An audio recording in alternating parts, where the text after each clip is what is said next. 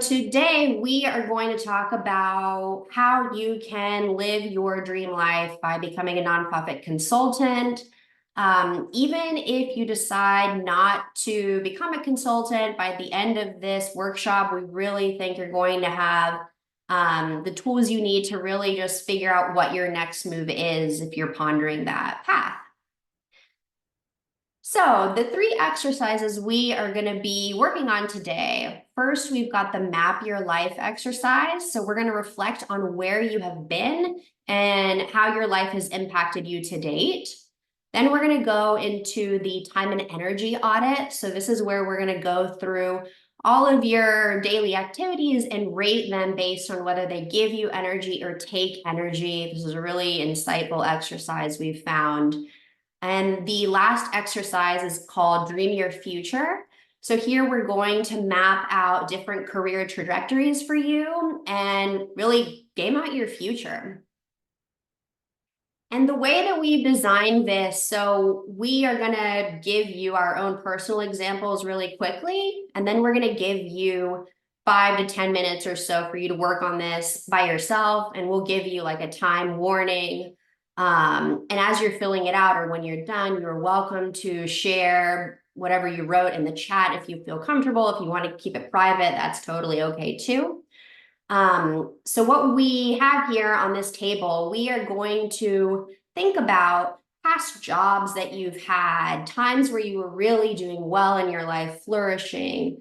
We are going to visit sources of discomfort, critical moments, and critical people. And we've divided this out just based on like childhood, college / early 20s, mid to late 20s, and then 30s where we are now. But you are welcome to divide this however you want. Maybe you want to do it every 5 years. Maybe you want to do it by decade. Totally fine. Do what works for you. So I'm just going to give you a couple of highlights here so you have an idea of how to fill out your own chart. So for me, a lot of my childhood revolved around skiing. I used to be a competitive ski racer. I have been skiing since could walk literally. And I got into skiing because my mom is from Argentina. I was born there. My dad's American, but we've just been a big ski family always. We would travel back and forth. And because the hemispheres, it would always be winter year round. So yeah, skiing took up a big part of my childhood. An example for a source of discomfort for Julia would be her parents' divorce. Julia she is the oldest of 4 children, and her parents' divorce really impacted her family at that point in her life. Another critical moment for Julia would be when she met her husband. She met her now husband back in high school. Moving into the college to young professional years, for both Julia and myself, we were blessed to be able to grow into leadership roles relatively quickly in the nonprofits where we worked. We both got into nonprofit work straight out of college. We both went to school in DC. We didn't know each other in college. I'm a little bit older than Julia, but we were both living there and just didn't know it. And we were basically making 6 figures when we were, I guess I was probably 24, Julia was like 22, 23. It was crazy. And we were making great money, but also we were managing a lot of people. Julia was managing about 8 people at one point, and she was responsible for raising a budget of $7 million at her nonprofit. So we grew very quickly. And while it was awesome, and it was attributed to our hard work, but also turnover that just comes along with nonprofits, right? I mean, the development director was there at that organization had left, and Julie was able to step into that role. So yeah, it was great, but it also came back with some drawbacks. For example, being young, and also women, actually, we were called girls a lot of the time, I remember. But just being a young female leader was challenging too. People didn't necessarily respect us, so that came with a lot of discomfort. Another critical moment, meeting Julia, I've mentioned that. And then moving here into the mid 20s to late 20s, This is when I started a grad school program at Columbia in nonprofit management. I had moved to Pennsylvania at that point for another job while Julia was still in DC in her development director role. And so during that time, it was also the pandemic. So we were both working full time. I was doing grad school. I had my first baby. It was just like a lot going on for both of us. Julia was working like 12-hour days in her job, very demanding. She was working weekends. And it ultimately, both of our careers led us to burnout. I was just so consumed with school and work that I just really forgot about the relationships that mattered most in my life, and Julia did as well. So the relationships with, I mean, my children personally, and then my husband suffered because I was just so focused on work. So it just wasn't a great time for us. But then in later on 30s, we became business owners. I texted Julia in, I guess it was December 2021, after I had just decided to leave my awesome, well, I thought it was my awesome dream job, really wasn't. And I asked her, like, what are you up to? I know we haven't talked in a while, but I want to start a business. Like, would you want to do that with me? And she said yes, thank goodness. And that is how we started consulting. And now we really are living our dream lives. We are able to do what we love every single day, be with people we love. And we've been able to have the luxury of prioritizing self-care and our relationships. I get to spend a lot of time with my kids. Julia gets to spend a lot of time taking care of herself. We do daily walks, and it's great. So this is how we've mapped out our life. Now it's your turn. We are going to give you, I don't know, maybe like 10 minutes. And we'll give you like a 1 minute warning. But just if you want to write out this table on your piece of paper, or if you want to use the Google Doc to write out in each of these blocks, just some keywords, doesn't have to be, super fancy. And don't get caught up in it either. Just like the highlights work.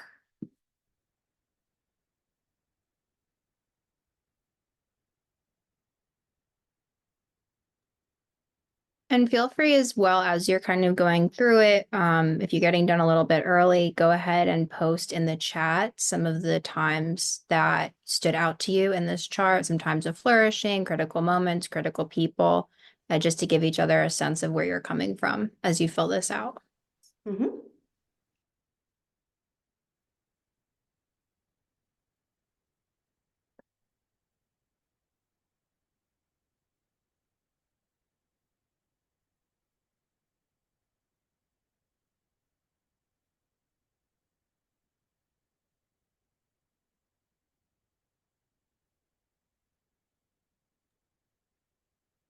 And for anyone who just joined, just a note that we're working on this Map Your Life exercise. We have a document that we dropped in the chat, or you can use a piece of paper and just fill out this document we have up on the screen, going through different periods of your life and different moments, times of flourishing, sources of discomfort, critical people. That's what we're working on right now.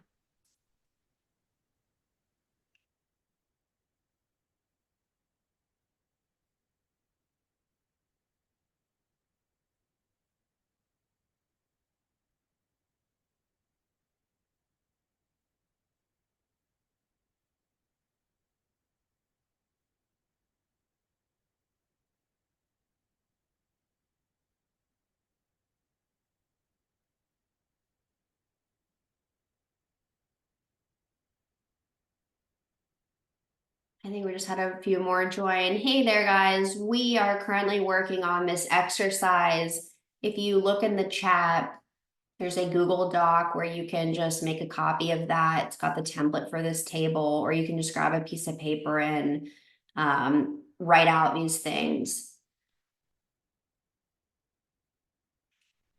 Oh, made you sad. I know, it made me sad too when I filled it out, but it'll get better. Don't worry. I think we really benefited from doing this exercise because it brought a lot of clarity to When you're moving through high school and college, and then after school, getting your first job, you're not always thinking about, um, you're young and you're just not thinking about the trajectory of your life necessarily. So when we actually sat down together and we did this and compared notes, um, there were equally happy and sad times in the process that we had gone through that we didn't really realize at the time how important those moments were. But they're also a big source of strength that led us to what we've been able to do in the last 2 years, which we'll be talking about a little bit later. So if anyone wants to share any good moments, I know for mine, the critical people in my life were my grandparents. They were just the most amazing people, and I was so fortunate to have them from my whole life, living across the street actually. And they were much, much, much older. And they just passed this last year. They were 102 and 100 years old, and they were just the most wonderful, kind-hearted, sweet people. And I told Catalina yesterday, I'm like, you could just put Granny and Pop Up across the bottom for me for all stages. So, so there's definitely really good moments too, and you want to incorporate both of them. But the source of discomfort for both of us, we have found have been the source of strength as we have moved through building a business. So if anyone has any thoughts or wants to share, go ahead and drop that in the chat. Probably just take 1, 2 more minutes here, and then we can move to the next exercise.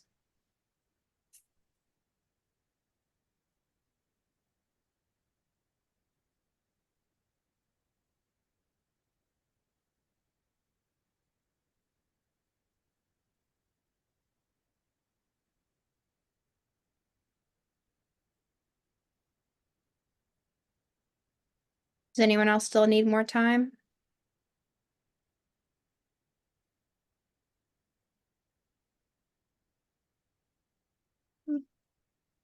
Okay. All right, we can go ahead to the next. Okay, so the next exercise, this is a time and energy audit. This was eye-opening for us. What you want to do is just write a list of everything you do in a day, starting from the minute that you wake up until the minute you go to bed. So you want to think about this in maybe like 30-minute to hour increments. And I know it can seem tedious, but it is super helpful just to be able to see like, oh my gosh, like this is how I spend my time, especially working in nonprofits. I remember always feeling like I never have enough time in the day. Like, and this, I wish I would have done this back then because I would have seen like, oh, you're spending way too much time on emails or whatever it was. So just to give you a couple of examples as we walk through, and then I give you some of your time for you filling this out. So for both of us, walking is an activity that really gives us a lot of energy. We walk first thing in the morning. I have 2 little kids, so I like to get up before they are up, and it's just a time for me. I'll usually listen to an audiobook. I walk on the beach, see the sunrise. It's really great for me to just reflect and get into a good headspace to start the day. Julia also walks daily. She does this before she gets into her working day around 8 or 9. She starts, and she walks like 5 miles a day.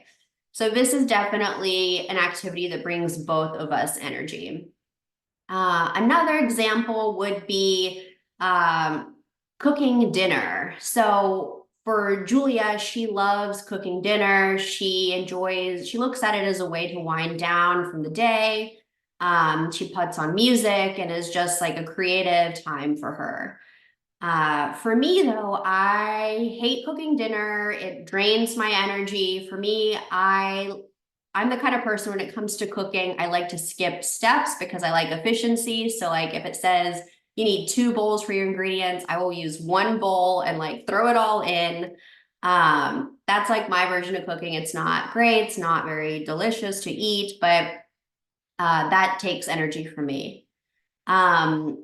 Another example would be like reading. Both of us read a lot. Julia and her husband, they wake up early in the morning before they start their day to read. And it's just a time for the 2 of them to connect and be with one another. So here are just some ideas, and we will move on to this next slide where you, oops, sorry, wrong way. There we go. So you guys can just come up with your own list of activities here and just simply indicate Y or N if it gives energy or takes energy.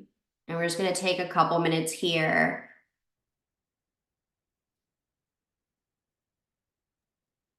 I think this is probably my favorite exercise of the three. And it's funny when you talk about um, my husband and I waking up early and reading, or us doing the walking or cooking, because these are things that before we did this exercise, I was struggling to incorporate into my daily schedule. I thought I had to wake up and immediately sit down and start checking my emails. We work from home. So wake up, eat breakfast, or just skip breakfast, make a cup of coffee, and immediately go into my emails. And just, I would tell myself, I don't have time to walk. I don't have time to go do a yoga class. I don't have time to go out and get a cup of coffee at a cafe. And when we really did this and sat down, we started to discover things about ourselves that were really not orienting our day around the things that we love. And it was just so eye-opening. And so my husband and I started doing this early morning wake up routine where we'll get up at 6, where he starts to get ready for work around 7 and just read for an hour. And then we're not perfect. We don't do it every day. Sometimes we sleep right through our alarm. So don't get the impression that we're just these superhumans, but the walking, even before we go and do something like this, like a workshop where we get a little nervous, we're going to take a walk right before that is just a way that I always go to just soothe my nerves and calm down and just feel comfortable before we go and do a live session. So totally love this training. And we also discovered that Catalina has like a morbid fear of her emails, and she hates her emails and she will do anything possible to ignore them. So that's something we discovered in this exercise as well. And it was also just very funny that we had a completely opposite view about cooking dinner that we had no idea about until we did this exercise together. Yeah, I've learned, well, we ended up hiring an executive assistant to take my inbox away from me because it was getting pretty bad. And it wasn't any, like I wasn't responding to people, but it was like, oh, I want to read this newsletter when I have time. And I don't have time right now. And then it would just like literally sit hundreds of emails just sitting there that I wanted to get to and never actually got to. Cool. Yeah, Christina, you say it's a great exercise, especially when we're tempted to grab our phones. Absolutely. Yeah, I've actually started. I used to have a charger that could reach all the way to my bed. And that was just immediately like I could just pick up my phone in the morning, be sitting at my bedside table. And now I purposely have a short charger that's across the room so that I cannot go and just pick up my phone, roll over and grab it. Which is like a super tiny change to your morning routine that I think has had a huge impact. Mm-hmm. Does anyone else have activities that they absolutely hate in their day? You can share in the chat. What? Well, we'll get to that. We'll talk about how to make that a little better.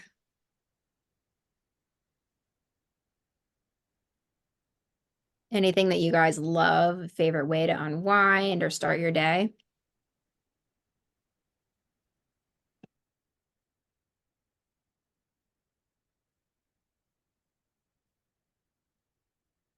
Oh, knitting. Cool. I like to do needlepoint. I find that I'm one of those people that just like needs to do something always, and needlepoint is a great way, like at night, for me to sit with my husband and just do that while we watch a show or something. So love that. Oh, cooking fan, you're in good company. What's your favorite thing to make?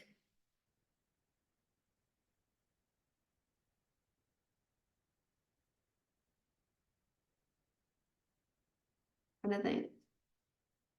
Oh, you like chores. I do too. I clean definitely as a distraction. Today I did like 4 loads of laundry and like vacuumed my whole house because I wanted to have a clear mind for this today.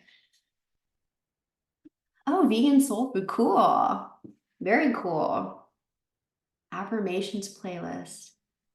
Oh, that's a great idea, actually. Huh, never thought of that. Yeah, that's awesome. I mean, that's something, Selena, that you could totally incorporate back into your schedule. Just with a little bit of thought, moving some things around. That's how we did it with the reading. That's really made a difference. We just had all these books stacked up that we're like, oh, we want to read them, but we don't have time. And you really do, is the amazing thing. You really do have time in your day, and everything that you do is a choice. Something that I still struggle with, we talked about the phones, but in the afternoon, if I have a break between meetings, I'll just pick up my phone and go on, like, I'll see a notification from Instagram or a message, and I'll start scrolling. And I know we all do this, but 30 minutes scroll goes by, and it's just amazing how you just lose so much time in your day. So by being cognizant of how you're spending your time, you can block it out so that you're just engaging in the activities that you love. And of course, we still have to do things we don't like, but organizing your day so that you're riding this energy high is going to counteract the things that we don't love to do but have to do, rather than just stacking up a bunch of just really subpar activities that you don't like. It's you end up hating your day-to-day life, and there's no reason for that. Yep. All right, if everybody's ready, we'll move on to the next exercise. So, in this exercise, we are going to be talking about how to plan your dream future. I mean, making your dreams a reality, literally. So, thinking about where you are now, maybe you are working a regular 9 to 5 job in a nonprofit. Maybe you have started consulting for nonprofits already, but you're just not really getting as many clients as you wanted or whatever. Maybe you have burned out from nonprofit work and you're taking a little bit of a break, a hiatus to gather yourself before you figure out your next move. Just think about where you are now in this moment. And then we're going to map out some options for your future. So, trajectory A, B, and C, options A, B, and C. And as we walk through those three options, we're going to think about goals, pros, and cons of each so that hopefully by the end of this exercise, you are going to have a clearer idea of where you want to end up. And we did this exercise ourselves. I guess it was like 2 years ago, and we did it again this year, actually, just a month or so ago. So we love doing it over and over to see what changes. So again, we're just going to go through examples how we did it and then give you time to map out your own future. So the first option that we considered was, this is when we had burned out of our nonprofit jobs. We thought about going back and finding, well, maybe it's just not the right role for me. Maybe if I go to a different organization, we considered this. So the pros to this option were steady income, benefits, regular. We could work for causes that we believed in. Another pro was there was always room for growth, growing up the ladder. There are always new challenges in different nonprofit roles. So all of these three things were appealing to us, this option. On the flip side, the cons, we were both frustrated with the slow decision-making process that comes along with nonprofit work. We like to move fast. We like to be able to make our own decisions and just like go. So this was definitely a con for us. Also, a con would be the lack of flexibility with 9 to 5 work. There are certainly nonprofit remote jobs out there, but a lot of them are still in person or hybrid. And Julie actually spent all of last summer traveling in Italy for 3 months. And she obviously wouldn't have been able to do this in a regular 9 to 5 nonprofit job. And for me, I really wanted flexibility to be with my kids. My kids are really little, they're like 1 and 3. So I wanted to be a present mom. Another con would be an income cap. So if you are lucky to get that 3% COLA raise in your nonprofit job, like that's great. But really, when you do the math, it's just not a lot of growth. I mean, you are going to be stuck kind of making that salary at the same level unless you job hop or get like a crazy promotion, you're really capped when it comes to how much money you can make. And another con for us was the toxic work culture in a lot of nonprofits. This is not, all nonprofits. We are not hating on nonprofits, but in our experience, this whole just die for the mission kind of mentality, like you have to show your dedication to the mission by working super hard and just crazy hours and like sacrificing yourself for the cause, really. So we did not like that. And it's also unclear for growth, like if people leave jobs or sometimes it just can't be a quick leap. You have to wait for somebody to leave in order to move into a leadership role a lot of the time, and that uncertainty was something we didn't like. We both like being in charge of our destinies, really. All right, so the second option that we considered was launching a consulting business to serve nonprofits. So same sector, same skills, but on our own terms. Pros for this option: we could work with each other. We love each other and clients that we adore. We could make our own schedules and have a lot of flexibility. We would have the ability to spend a lot of time with family and friends and focus on taking care of ourselves with this option. And there's unlimited growth potential. I mean, there are nonprofit consultants that have scaled their businesses to make millions of dollars, no joke. And this was very appealing for us. And some cons. So of course, we had never done anything with business before. We knew little to nothing. Julia had done a basically MBA program. So she knew some stuff about business, but other than that, we were kind of on our own. So there was just a big learning curve, and that was definitely scary for us. As was the feel of failure and the fear of the unknown. I have a family and I was scared, like, oh, I got to put food on the table for my kids. So that definitely came into play with this option. And then the last option, this is kind of our wild card, but we seriously considered it and we still consider it sometimes. We wanted to open up a mobile flower truck. I saw this idea in Nashville when I was there a couple years ago, and I don't know, it just seems so fun. Like we both love flowers. Julia's grandparents had a greenhouse, so she grew up doing that with them. And my mother-in-law does floral design, and I like making arrangements in my free time. So it was just like a passion project. And another pro, we thought, oh, this would be a great way for us to connect with our communities. Like we could go to local farmers markets or like festivals or whatever and set up shop. And the way these things work is the truck pulls up and people come and they want to make their own arrangements. So they pick out all the flowers and they make a bouquet, and you charge anywhere between like 20 to 50 bucks per bouquet, depending on the flower and how large it is and all that. But there were some cons to this business idea. First, we didn't know anything about this type of business, but regardless of that, there was definitely a higher startup investment cost for this kind of business. I mean, with the consulting business, all we really needed to put in was a laptop.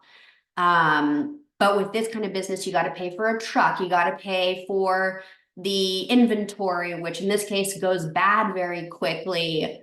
So it's just a lot higher investment to start out. And then another con would be, in order to make a lot of money in this sort of business, we would need to move to a franchise model, which we knew nothing about that. So again, this kind of fear of the unknown, fear of failure.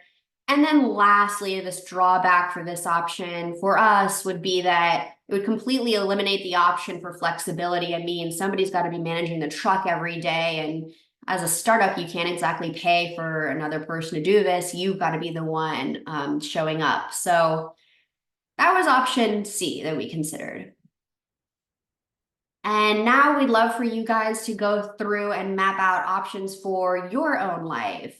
So again, just if you want to write out this little chart with the arrows and just say now where you are, and then put out 3 different options. You could stay where you are, you could try something completely new with your wild card option. Or you could try to, I mean, maybe do consulting like we did. So we'll just take a couple minutes here to think about this.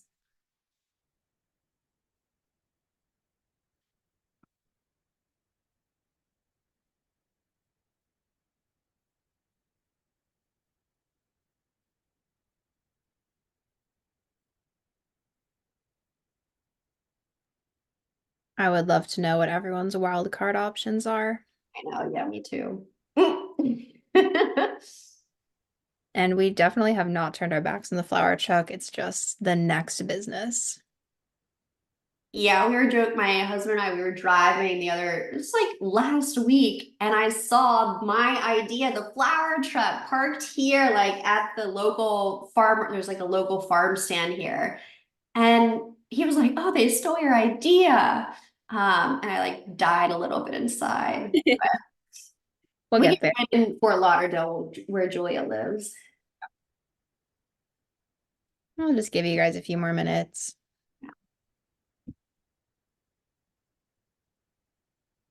And feel free to share in the chat any ideas you're having or questions.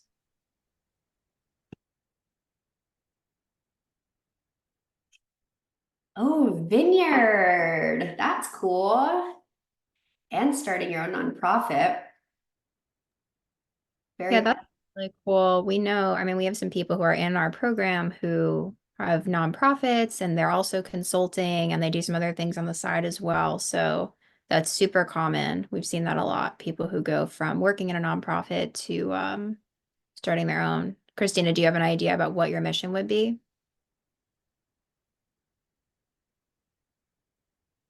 Or would it be related to the vineyard?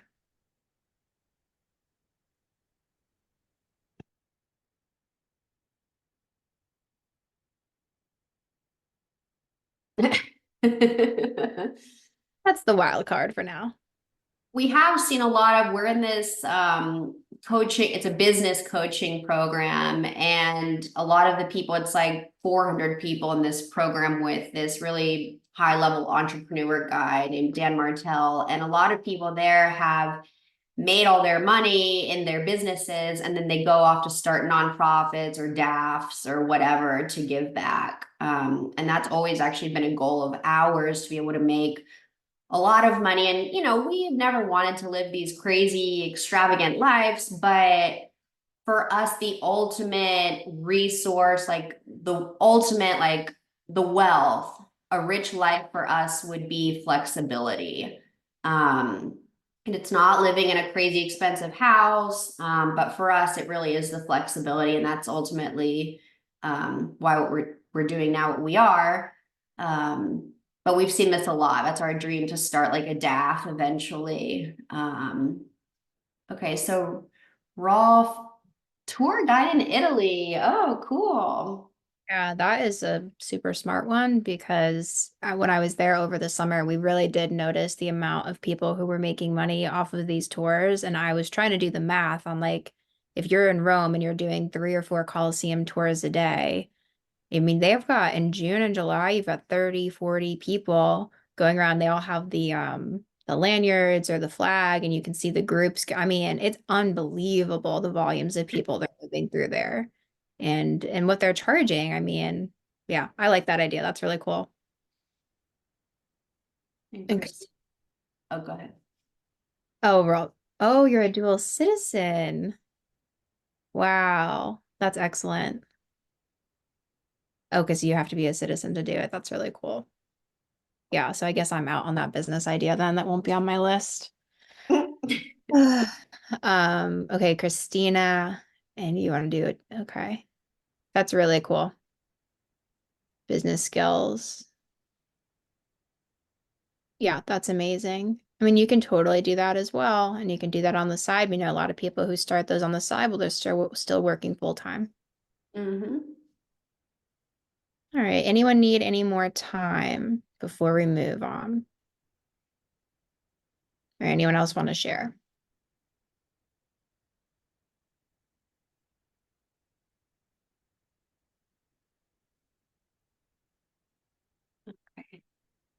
Well, we, as you know, ultimately chose option B, starting our own consulting business. And if this sounds familiar, here are 5 signs that it might be for you. Yeah, so Catalina already talked about this a little bit in the trajectory B slide that we had, but and Catalina, you're controlling the slides, right? Yeah. Um, if you want to move to the next one. So um we really felt all of these, and also in the last 2 years consulting, we have experienced this from the people that we have consulted with. So the teams that we have worked with internally to the organizations, and we've just seen this over and over again. So these are the 5 most popular signs. You got into nonprofit work because you know you care about doing social good, but you no longer enjoying what you do. So going back to that time and energy audit, the no column or the things that are taking your energy are just stacking up higher and higher, and you're no longer getting that validity from the work that you're doing that got you there in the first place. So if you're kind of feeling that way, that's definitely how we were feeling. And we see that all the time with our followers on Instagram. It's just a very, very common theme. And then 2, you are feeling underappreciated, overworked, and you're not seeing that clear path for growth in your current role. So another con that we saw when we considered just going and taking other fundraising marketing roles was that cap, was that lack of a path forward. There's only so many places to climb in a nonprofit. And if you're already at a director leadership level, obviously, you can be making 6 figures if you're in a larger nonprofit, and that is a great goal to achieve. But we were really talking about long-term, buying houses, building families, building generational wealth. We just did not see that as a path forward that was really going to help us achieve the things that we wanted to do. And then 3, this is getting increasingly common where you're feeling frustrated with the work culture and the sometimes toxic leadership at your organization. Turnover is high. I'm sure you've all experienced it. It's extremely high at nonprofits. The average fundraising development professional stays about 18 months. And when they leave, it turns into this vicious cycle for the people who stay behind. And we definitely experienced that. And pretty much every nonprofit consulting client that we've taken on, the reason that they have brought us in is because there's a pretty large gap in the organization and things just are not getting done. So if you're experiencing this, this might be a sign that transitioning out is here for you. Then number 4, you're really craving that flexibility. Catalina mentioned I spent 3 months in Italy this summer. This was a dream that my husband and I had had for years and years since high school. And that was supposed to be our honeymoon when we got married. We got married in 2020. So obviously that did not go as planned, but we did finally make the trip in 2023 this past summer. And we went from May to August, and we worked the full time. My husband also has a remote job. And it actually worked excellent because you get on at 2 p.m. in Italian time. European time is 8 a.m. at home. So we were able to go out and have a full day before coming home and getting on our computers to work. So if you are craving more time with your family and your friends, and you want to be able to pursue that personal growth and personal development, consulting has been an almost immediate gateway to transitioning our lives. And 5, you know that you have really valuable skills and you want to be paid what you're worth. So this was huge for us. We experienced, because of the turnover, because of the bandwidth issues in the nonprofits that we were in when we were extremely young and still rather new, just because of some of the skills that we were coming out of college with and what we were trained in early on, we were moved right to the top. And we realized, holding these leadership roles at 24, 25 years old, that if we're this high in demand in the nonprofits that we work in, we bet we'll be in high demand elsewhere. And you see this everywhere all the time. Nonprofits just cannot retain their talent, or they are lacking skills internally that they really need to get themselves moving forward. So if you're on this call and you've been working in nonprofits, we are positive, without a doubt, that you have tons of skills that you could take direct to the marketplace as a nonprofit consultant. So those are the 5 signs. I wonder which one of those are resonating with you. Feel free to post those in the chat. So all of those resonated with us, and that is how we decided to launch Divine and Parker Consulting in January of 2022. Christina, all 5, yeah. all of the above. Yeah. So we launched our business, and we just wanted to share with you, just to give you a sense of behind the scenes, what the business looks like. We launched in January 22. We got our first client in February, and we grew pretty much consistently every month from there. There's a little bit of variation based on when we got invoicing completed, but we had our first 20K month in December of 22. So that first year. And we had our highest month ever was or at least in 2023, was in May. And that was actually, I remember sending that invoice from a balcony in Rome and just feeling pretty amazing that within 18 months of starting this business, I could be sitting on the top floor of a building in Rome and sending out this invoice that put us over, I think it was almost $23,000 that month. So this is what it looks like. The next slide, we have some stats on what our business looks like month to month. We work about 25 hours a week. That varies based on the kind of client work that we have going on. Our average rate is about $150 an hour. That also varies based on the program we're running, the kind of project. That's not where we started, but we learned that you can actually charge nonprofits a great rate. Our average monthly revenue, if you go all the way back to the beginning, is about 16,000, but we are on average doing higher than that now. And we've been in business about 2 years. So it's just the two of us. We work remotely, we work part-time, and We it's do have honestly, 3 other people now, the team. yeah, we do have our part-time team, but we are the core consultants running the operation. So if we go to the next slide, we just want to talk a little bit about our values and why it works, and the 3 things that we bring to the table with our clients and with each other: our commitment to learning, commitment to vision and execution, and prioritizing our health and our family. So we already talked at length about all of this, but by running through the 3 exercises that we took through in the beginning of this call, we realized that we first of all had to commit ourselves to constantly observing and evaluating our efforts and quickly adapting when we've made a mistake. And so someone mentioned earlier that that first exercise made them feel a little sad. And we noticed that there were points in our lives that were lower and didn't make us feel super happy about how we were spending our time and spent those portions. I know college in particular is pretty tough for me. And also the earlier parts of my life dealing with my family challenges. But we realized that you can organize your life to focus on the light, focus on the things that bring you energy, and focus on building the life that you want. So that comes with a commitment to learning, to lots of reading, lots of podcasts, and constantly growing, admitting when we make a mistake, and working together to overcome it. Second is a vision plus execution, and this is something that we found lacking in our nonprofit roles. We had a boss at one of our nonprofits that we worked at. We both worked under for a period of time, and he would often talk to us about how there are visionaries and then there are managers. And something that we really believe is that you need to bring both to the table to run a company.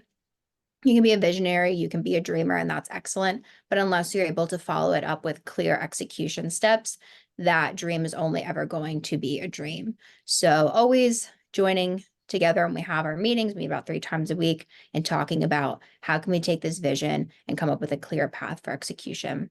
And finally, prioritizing health and family. So that's the travel. That's the time that Catalina gets to spend with her kids.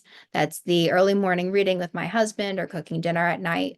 The things that light us up, that make us feel happy to be alive outside of the work that we're doing, but also building a business that values family and values friends and values relationships and values your health, is something that we find again and again and again, that the people that we talk to who work in nonprofits are not getting that kind of priority placed on their health and on their personal lives. And it's frankly wrong. So we have built our business to overcome these challenges and put these things first and foremost always. So we want to talk to you guys a little bit here, just the few minutes that we have left, about a brand new program that we have rolled out in the last 4 weeks. You may have seen mention of it on our Instagram or in our emails. But we have, now that we've been consulting for 2 years, we have met a ton of amazing other consultants in the sector who have gone out on their own, and we've learned from them, and we have seen that there's really a need for more support for people who want to leave the nonprofits that they're in and go out and consult on their own. So you might be at the point where you've put in your 25 years at an organization, but you don't want to really hang it up and stop working completely. You'd like to transition into a part-time consulting role, or you might be a young parent, a mother like Catalina in her case with two young children, and you want to continue working. You love the sector, you love serving nonprofits, you want to use your skills, but you just need that added flexibility in your life. Or you're somewhere in between. Maybe you're just starting out, or maybe you're in the middle of your career and you're looking for a change. What we have built is a 12-month training program that will teach you how to build the business that we built, win back your time, get paid what you're worth, and start to really love what you're doing. So this was designed for and inspired by our Instagram account, Relatable Nonprofit, hence the name. So in the mentorship, just really quickly, we are going to have, or we do have live trainings weekly every Wednesday at 3, where you get step-by-step instructions and feedback on how to build your business and land clients. We also have a community network that is available 24/7. We love this for allowing the people who are in the program to come together and actually meet each other, because we have seen some of the most fabulous partnerships and collaborations grow out of different nonprofit consultants who might be solo entrepreneurs coming together and offering joint services. So we think that is going to just continue to grow as a result of this program and allowing you all to meet each other. And we also have extra networking and accountability support and opportunities. We have quarterly happy hours and welcome sessions for you to meet each other. And we're also considering rolling out some live in-person opportunities in the next few quarters. So basically, it is a complete download of how we built our business and how you can too. And here are the learning outcomes. So you'll get business building fundamentals, project and time management skills, landing the right nonprofit clients, and we'll also talk about mindset and growth. So you'll get exercises like we went through today. You'll also get like the training we did yesterday was taking you through the checklist of the first 10 things we did in the first 6 weeks of our business to get everything set up and operating in the right direction so that we could begin bringing on clients. So the investment, you have two options. It is either $250 a month, or if you pay upfront, you do get the first month for free. We also have a guarantee that if you join and you don't feel the program is right for you, you can cancel within 30 days. So we try to make it as affordable as possible and something that you can take on as you are in the process of transitioning into consulting. And yeah, that's the complete offer. And we hope that you guys have really enjoyed these exercises today. Like we said, they were really powerful for us as we started out in our business, and there are things that we revisit every year. And we are so excited to say when we were actually putting this presentation together and we pulled up our trajectory chart that we could start to, or Catalina, you were saying that a lot of the things that she had put on her goals sheet were starting to come true. And that's just the power of staying the course and being consistent and working year over year to make this dream a reality.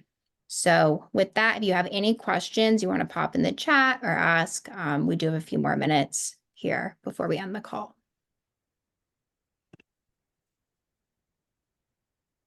Cindy wants to know, how long are our clients usually working with you? So we did do some projects in the beginning, but we do typically take on retainer clients. So we'll start with a project and then we will move them to retainers. And those have been really successful, especially when you move away from that hourly pricing and you do value-based pricing, where you say, this is what you're going to get every month, and this is the price. And we do have clients ranging from smaller jobs up to larger contracts, which are $5,000 a month, up to one that we have that is $8,000 a month on retainer. So you can definitely make a lot of money. Sometimes it's even things where they want you to fill in a contract capacity while they're looking for another person, and they find that you're so successful at getting the work done that they don't even need to hire a full-time person. The longest contract we've had is, I mean, over 2 years now. Often what we've found is they love your work so much, they just want to keep you around, like Julia was saying, forever. Yeah. How much time is spent recruiting new clients? That's an interesting question. I think it's changed over time as we've built more of a network. At first, getting started, it was going out to our friends, going out on LinkedIn, and these are a lot of strategies that we talk about in the course as you're getting started, um, really how to get out there with a niche, specifically identifying like what your consulting business is going to offer. These are things that we learned when we tried to offer everything to everyone. But once you really dial it down and pick a niche and move to start reaching out to your friends and your family and your previous coworkers on LinkedIn and things like that, do these informational sessions. And I would say that we spent less and less time as we have built the business, Yeah. having to focus on that because people now start to come to us. Christina, there's no deadline. You can join at any time. So every week that we do the calls, they're recorded and they are uploaded into our internal database. So when you join, you will have access to every call that has previously happened, which is great. So you get access to all of those as well. But that being said, I would say that if you're interested in joining, the sooner the better, because it is still a smaller crowd at this point. We only launched a month ago. So we are getting a lot more face time right now than you will get once we fully add to the program. And we are projecting to have 60 join in the next 3 months and then more than 100 by the end of the year. So if you want to get in early, I would get in now. Ralph, thank you. People are Our asking about niche is, yes. So we definitely talk at length about how to determine your niche. Ours did change over time. We did start working in databases, actually. We were helping people set up their CRMs or migrate to new CRMs, and we were very successful just because it's such a difficult project that not a lot of nonprofits have the bandwidth for. So we did start in the technology, but then inevitably there's a scope creep where they say, oh, well, you know how to do databases. Do you know how to do email marketing? And moving in from there, we've gotten into a couple other things. So we have broadly supported fundraising programs, but mostly in the development, database management, and email marketing side of things. And yes, Selena, we actually did a program or a training 2 weeks ago specifically on this, and we have documentation that will help you work through that. Okay, awesome. Thanks, Cindy. Any other questions?